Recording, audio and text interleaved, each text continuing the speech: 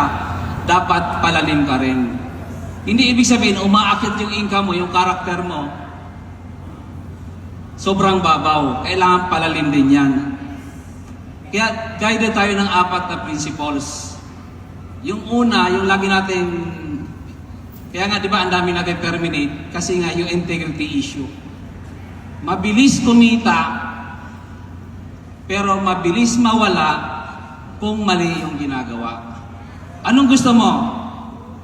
Mabilis nakita, mali yung ginagawa, mabilis mawala, or medyo mabagal, tama ang ginagawa, unti-unting nag-i-improve araw-araw, pero pagdating ng araw, magiging giant yung team niya. Anong pipiliin mo? Yung una, yung pangalawa?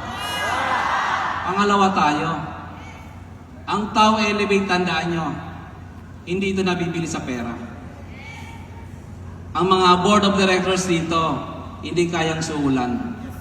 Wala tayong pakialam sa income. Ang importante, malinis yung integrity natin. Maayos tayo.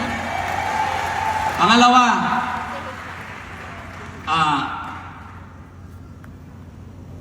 sa pagyaman, napaka-importante ng kindness, compassion, and generosity. Ang hirap yumaman na madamot ka. Walang yumayaman sa madamot.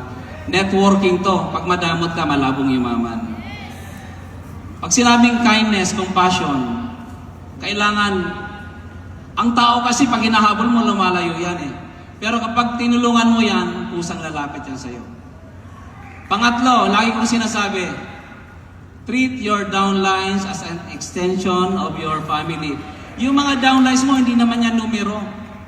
Pamilya mo yan. Kung anong kinakain mo sa hub, dapat yun din kinakain nila. Pamilya mo yan. Kapag pamilya ang turing mo dyan, hindi yan aalis, loyal yan. Kahit anong mangyari dyan, mag-i-stick yan sa'yo. Pang-apat, pinakahuli. Tandaan. Ay, pakilan na? Pang-apat na.